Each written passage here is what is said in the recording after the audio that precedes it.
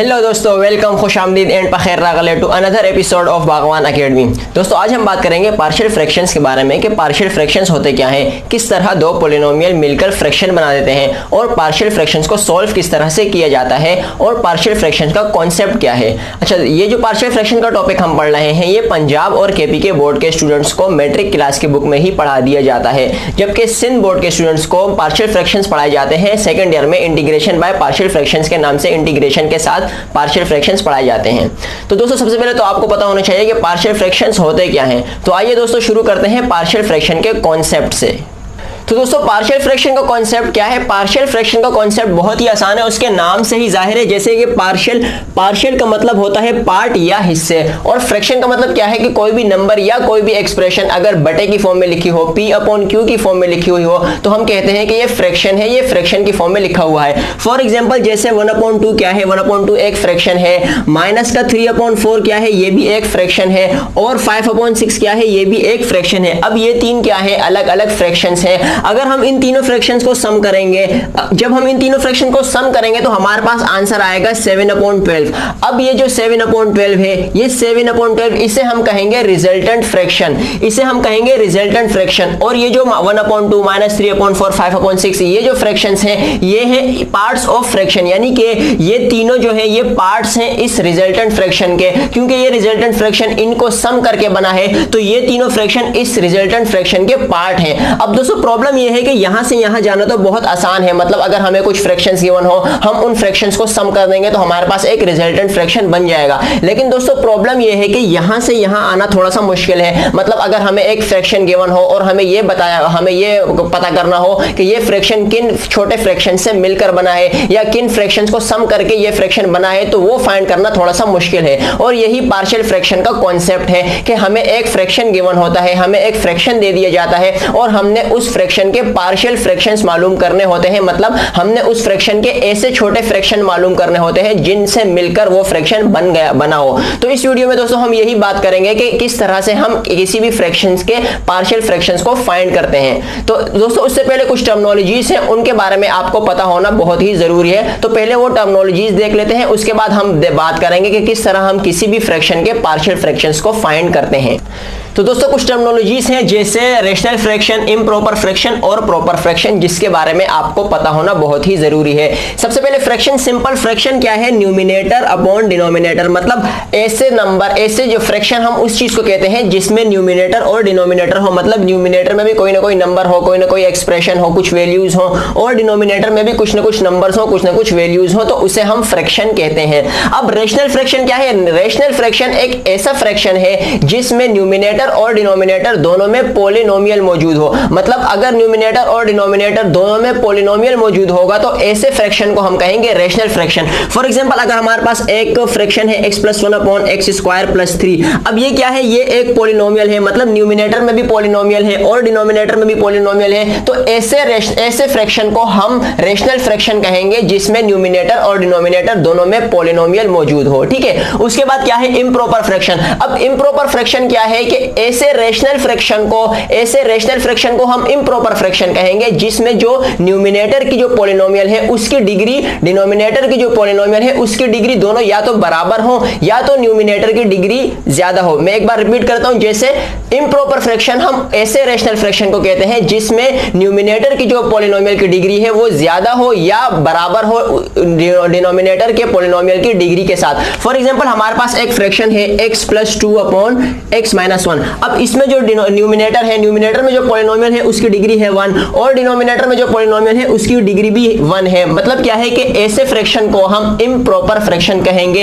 एक और हम एग्जांपल लेते हैं, जैसे x² + 2/x-3। अब ये जो हमारे पास फ्रैक्शन है इसमें क्या है? इसमें जो न्यूमिनेटर है, न्यूमिनेटर की हाईएस्ट डिग्री है पॉलिनोमियल की 2 और जो डिनोमिनेटर है, डिनोमिनेटर की हाईएस्ट डिग्री है 1। तो ऐसा रेशनल फ्रैक्शन जिसमें न्यूमिनेटर की डिग्री बड़ी हो या बराबर हो डिनोमिनेटर डिनोमिनेटर की डिग्री से, तो ऐसे फ्रैक्शन को हम कहेंगे इम्प्रॉपर फ्रैक्शन। अब बारी आती है प्रॉपर फ्रैक्शन की। प्रॉपर फ्रैक्शन क्या होता है? प्रॉपर फ्रैक्शन एक ऐसा रेशनल फ्रैक्शन होता है जिसमें जो न्यूमिनेटर की डिग्री होती है वो छोटी हो डिनोमिनेटर की डिग्री से। फॉर एग्जांपल हम एक एग्जांपल ले लेते हैं कि x plus 3 upon x square minus 2। मतलब ये जो हमारे पास अब फ्रैक्शन है, इसमें क्या है कि इसमें जो न्यूमिनेटर की जो डिग्री है वो 1 है और जो डिनोमिनेटर की डिग्री है वो है 2। तो ऐसा रेशनल फ्रैक्शन जिसमें न्यूमिनेटर की डिग्री छोटी हो और डिनोमिनेटर की डिग्री बड़ी हो, तो ऐसे रेशनल फ्रैक्शन को हम कहेंगे प्रॉपर फ्रैक्शन।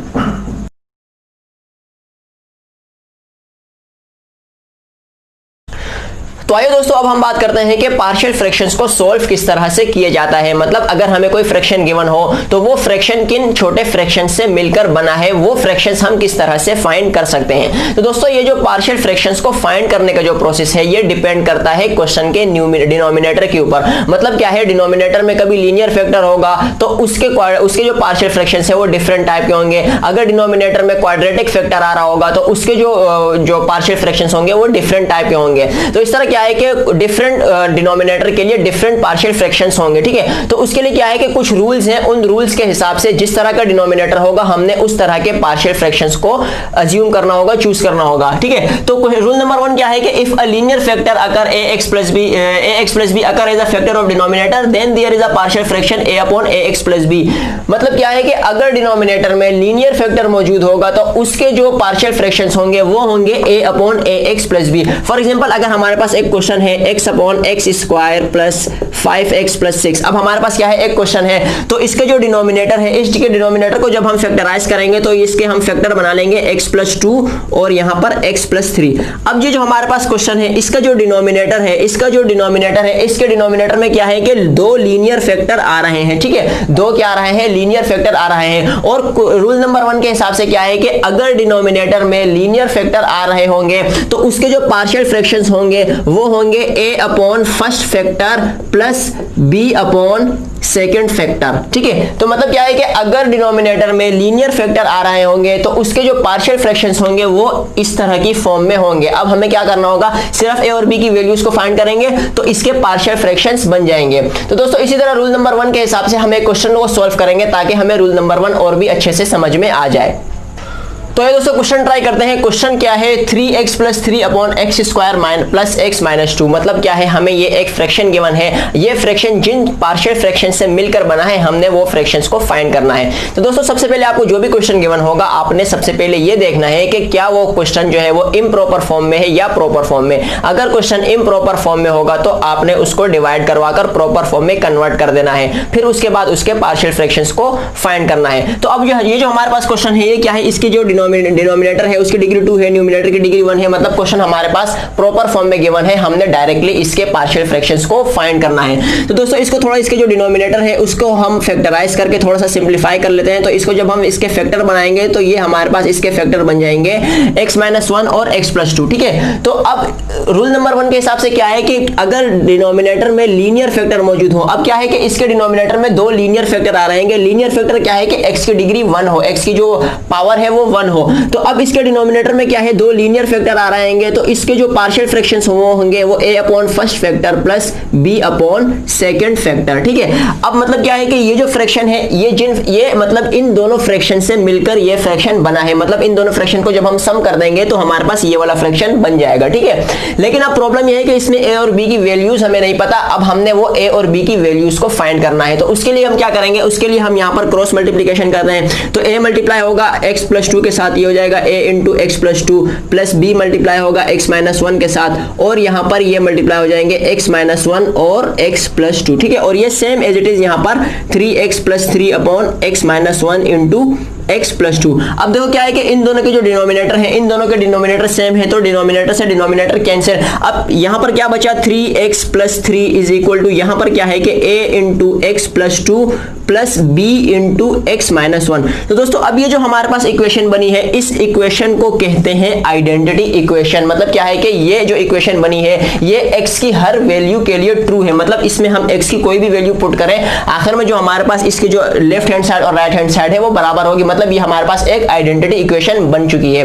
अब इसके जो सोल्व करने का जो a और b की वैल्यूज को जो फाइंड करने का जो तरीका है वो दो तरीके हैं। मतलब एक तो ये है कि हम इस आइडेंटिटी इक्वेशन में कोई सी भी x की वैल्यूज को पुट करें, वहां से हमारे पास दो इक्वेशंस बनेंगी। उन इक्वेशंस में दो वेरिएबल आ रहे होंगे a और b। उन इक्वेशंस को जब हम साइमल्टेनियसली सोल्व करेंगे तो हमारे पास a और b की वैल्यूज आ जाएंगी। जबकि दूसरा शॉर्टकट मेथड है। शॉर्टकट मेथड क्या है कि क्या हम इस x की जगह पर ऐसी वैल्यूज को पुट करें जहां से हमारे पास ये पूरा फैक्टर ही खत्म हो जाए। मतलब क्या है, जैसे ये x - 1 है ना, तो हम यहां पर अगर x की जगह 1 पुट करें तो यहां पर क्या हो जाएगा 1 - 1 0 हो जाएगा। मतलब 0 b से मल्टीप्लाई होकर b खत्म हो जाएगा और यहां पर हमारे पास a की वैल्यू आ जाएगी। ठीक है, तो उसका आसान तरीका क्या है कि ये जो दोनों फैक्टर हैं, इन दोनों फैक्टर को हम क्या करेंगे, इन दोनों फैक्टर को हम 0 के इक्वल लेंगे तो वहां से हमारे पास x की वैल्यू आ जाएगी। दूसरा फैक्टर क्या है x + 2, तो यहां से x + 2 वहां जाके -2।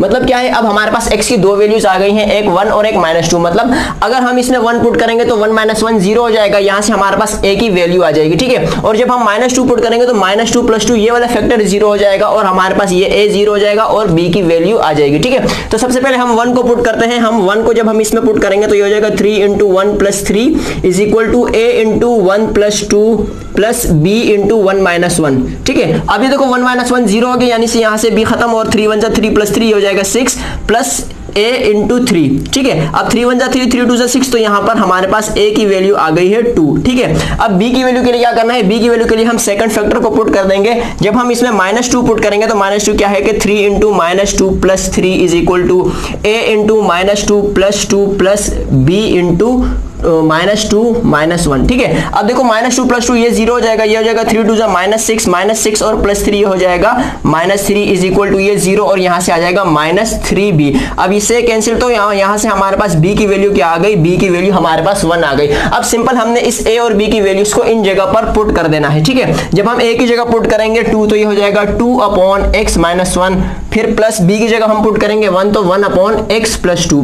ठीक है, ये हमारे पास क्या है, ये हमारे पास आंसर है। मतलब क्या है कि ये जो हमारा फ्रैक्शन है, ये जो हमारा क्वेश्चन है, ये क्वेश्चन इन दो फ्रैक्शन से मिलकर बना है। मतलब अगर हम इन दोनों को वापस से सम करेंगे तो वापस से हमारे पास ये वाला फ्रैक्शन बन जाएगा। जैसे हम ये मल्टीप्लाई कर 2 × x + 2 + 1 × x - 1 / x - 1 × x + 2। ठीक है, अब ये इसको जब ब्रैकेट खोलेंगे तो 2x + 4 + x - 1 / अच्छा डिनोमिनेटर को भी सॉल्व कर देते हैं तो ये हो जाएगा x² और प्लस 2x - x -2। ठीक है, अब ये हो जाएगा 2x और x, ये हो जाएगा 3x प्लस और ये +4 और ये -4 हो जाएगा +3 ये हो जाएगा x² और प्लस 2x - x तो ये हो जाएगा +x और ये हो जाएगा -2। ठीक है, तो इस तरह से दोस्तों आप देख सकते हैं कि ये जो हमारे पास इन दोनों फ्रैक्शंस को जब हम वापस से सम करेंगे, जब हम इन दोनों फ्रैक्शंस को सम करेंगे तो वापस से ये हमारे पास पूरा वही क्वेश्चन बन जाएगा। मतलब क्या है कि हमने इस तरह आप अपना आंसर भी चेक कर सकते हैं कि मतलब जो भी हमारा आंसर होगा जब हम उसको सम करेंगे, जब हम उनको प्लस करेंगे तो वापस से हमारे पास क्वेश्चन बन जाएगा।